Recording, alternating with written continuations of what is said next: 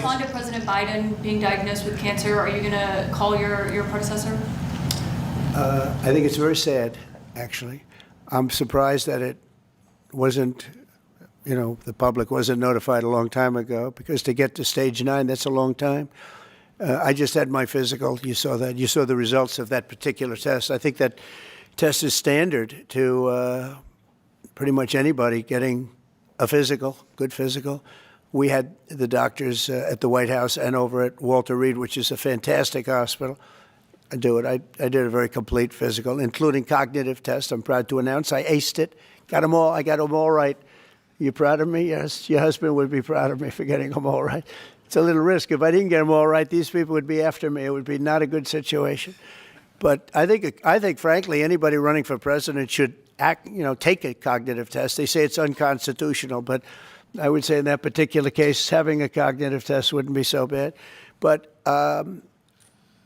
when you take tests, medical, as a male, that test is very standard. I don't know if it's given to everybody, but it's given just about. And it takes a long time to get to that situation. Now, I think, to get to a stage 9, I think that if you take a look, it's the same doctor that said that Joe was cognitively fine. There was nothing wrong with him. Well, he said, if it's the same doctor, he said there was nothing wrong there, and that's being proven to be a sad situation. And the auto pen is becoming a very big deal. The auto pen is becoming a big deal because it seems like that maybe was the president who ever operated the auto pen. But when they say that that was not good, they also, you have to look and you have to say that the test was not so good either. In other words, there are things going on that the public wasn't informed. And I think somebody's going to have to speak to his doctor, if it's the same, or even if it's two separate doctors.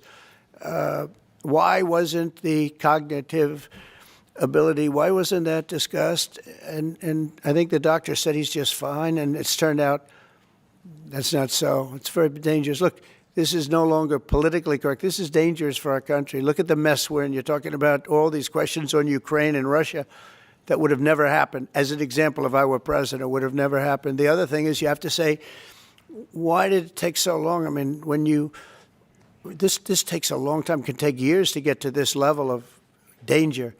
So it's a very, very sad situation, and I feel very badly about it.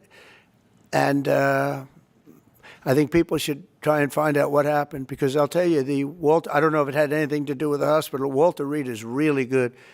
They're some of the best doctors I've ever seen. I don't even know if they were involved, but a doctor was involved in each case. Maybe it was the same doctor, and somebody is not telling the facts. That's a big problem.